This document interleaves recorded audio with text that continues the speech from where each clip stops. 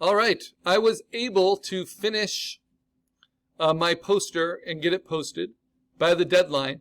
But now, let's say I have an opportunity to print it professionally in a 4-color offset lithography world, instead of it just being published online or with fine art printers.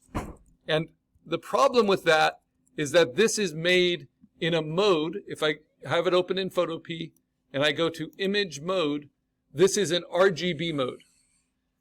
Now, in order to understand what RGB is and why this other mode option is CMYK, I have some slides for you that you need to understand for content of the course. So if you go to assignments in the course, we'll do it from the home page. Go to assignments. And then you scroll down to where assignment 6 is. There is some supplemental helpful materials, right, that we've talked about. I'm going to click on the exhaustive explanation of CMYK color separation. Like my exhaustive explanation of digital coloring and my forthcoming exhaustive explanation of digital painting, this has to do with professional printing. So if we click on it, we'll see the difference between CMYK and RGB. So CMYK is used for printing, and there's 2 ways you can print in color. You can print with lots of discrete dots, which is called halftone printing. And one of the learning objectives, learning outcomes for digital imaging is to understand halftone screen theory, which is understanding which angles those dots need to be at in order to print in the illusion of thousands of colors, even though you're only printing with 3 colors with black on white.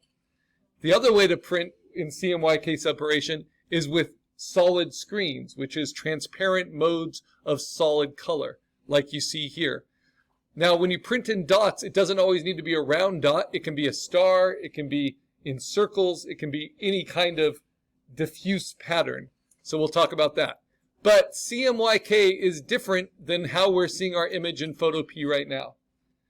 Right now, the default mode for when you create things on a computer is RGB mode. And the way you can see that is right next to layers. It's something called channels. Channels is the way the computer sees these colors. Your computer is made up of pixels, right? Each pixel has 3 light bulbs. And those light bulbs are red, green, and blue. That's where RGB comes from. If I turn off all the light bulbs in my computer except for just the red and the green light bulbs, this is what my image would look like. If I turn off all the light bulbs, all the green light bulbs, and only show the red and the blue, that's what they would look like. And then when I turn all 3 of them on, that's the only way I can get to bright white light on my computer screen. So notice my white border. If I turn off green, red and blue lights are turned on, and the brightest they can be is magenta. If I turn off blue and turn on red and green, they overlap, and the brightest they can give me is yellow. And if I turn off the red and turn on only the green and blue lights, come on, keep up, then the brightest they can give me, is going to be cyan. So what does this mean? How does this make sense?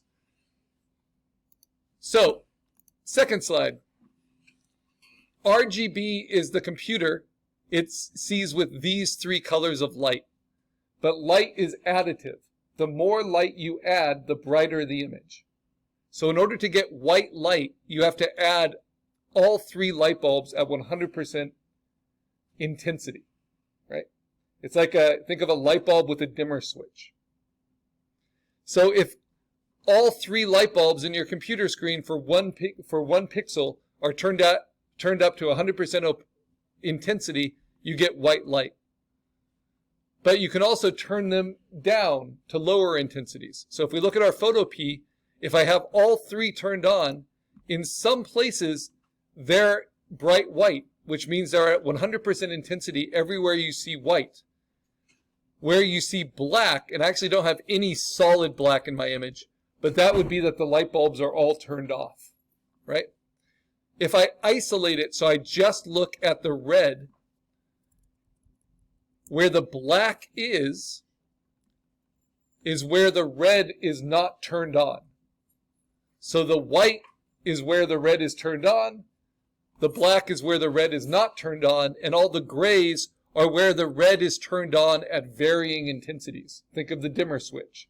So this, you have a lot of red turned on, so it's like a light gray. Here you have barely any red turned on, so it's a dark gray. Why is this in black and white, even though this is clearly the red light channel? It's because a computer just sees in on-off switches, right? So this is its programming for where to turn on the red light bulbs. And you only see color once you have 2 or more channels visible, because then it will show you, okay, the red with the blue.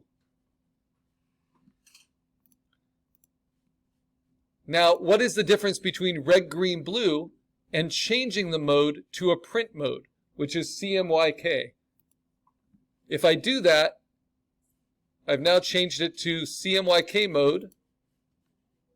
My channels should also change. They do in Photoshop, but they don't in Photopea. But think of the channels being different now.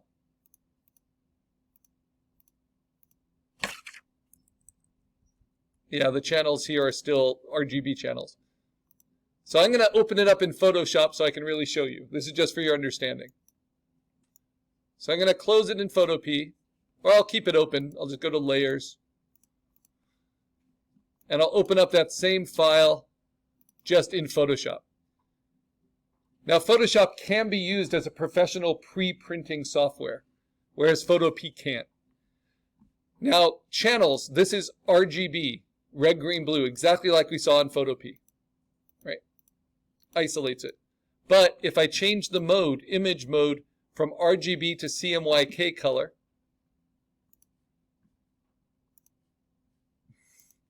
and I go through all the settings, because you don't have to flatten your image, rasterize it, or anything to do this. Now you'll see that my channels are different. Now these channels are what they are like in printing. So I have a black channel. And like I said, I don't have a lot of black ink in my image. The only blacks are where they mix with the colors underneath to darken them.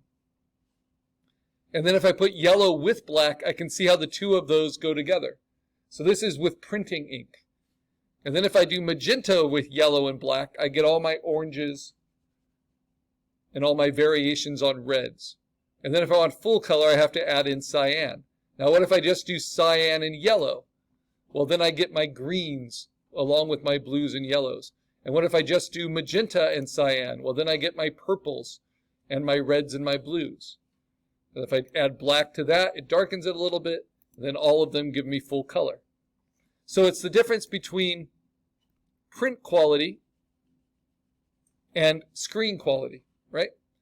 Because when you're using printing ink, you are using what are called the pigment primaries: cyan, magenta, and yellow. Notice that cyan, magenta, and yellow are what happens when you overlap your light primaries. So red and green overlap with light, and they give you yellow light, and that's your first pigment primary.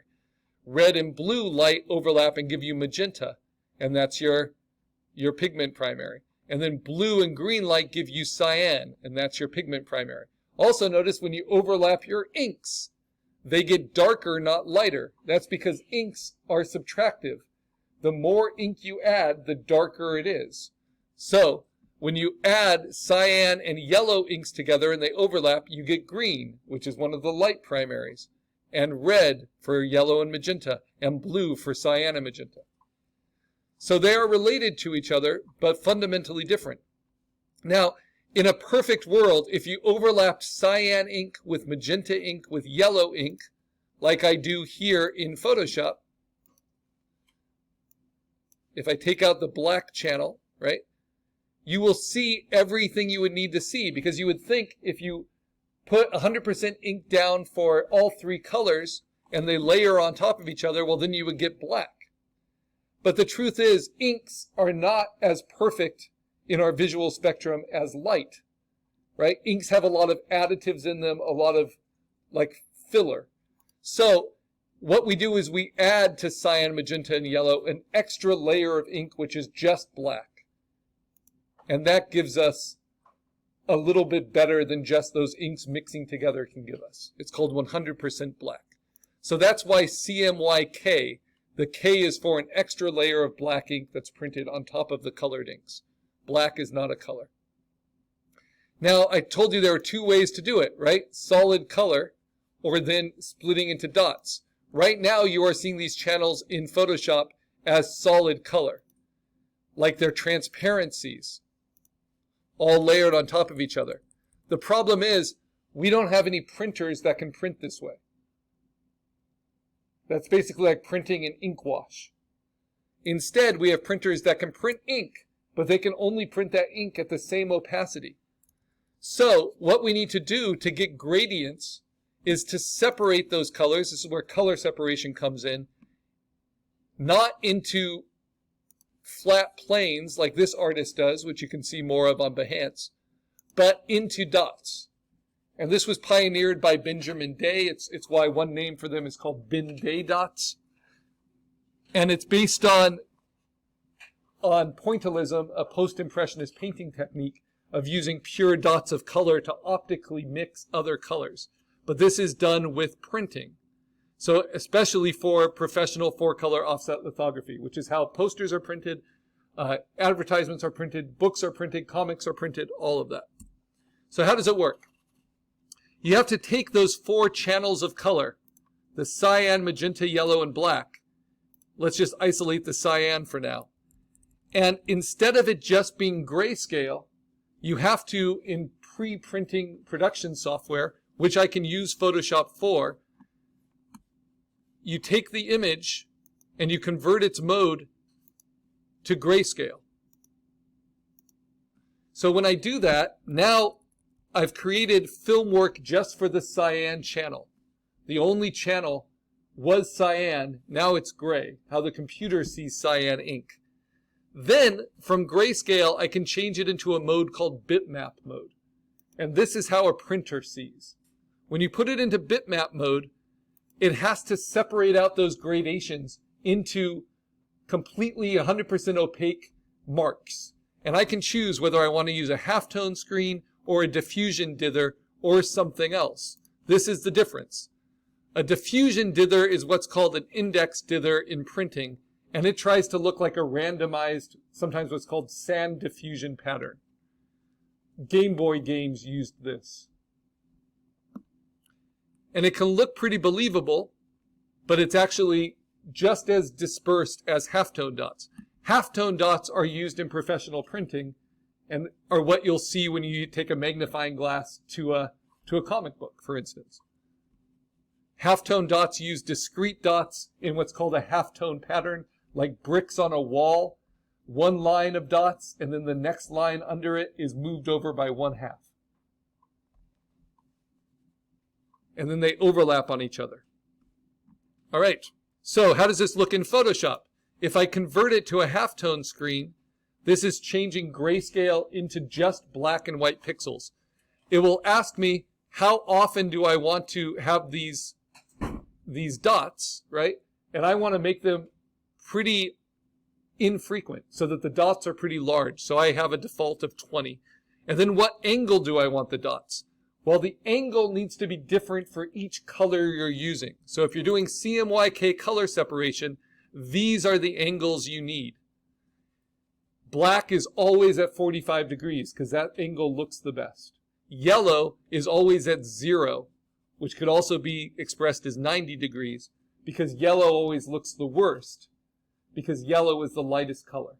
So you want the least flattering angle on the lightest color. So you can see those angles here. You see how the half dot pattern just looks like it's in a straight grid? That's yellow. Whereas for black, the halftone pattern is on a 45 degree angle. And then for cyan and magenta, they're 30 degrees off of black, so 75 and 15 degrees. Basically, you want to protect black, so you do nothing within 30 degrees of black, and then the rest are within 15 degrees of each other. Another little graphic for the difference between cyan, magenta, and yellow. or CMYK versus RGB. Let's do that. So I'm going to set this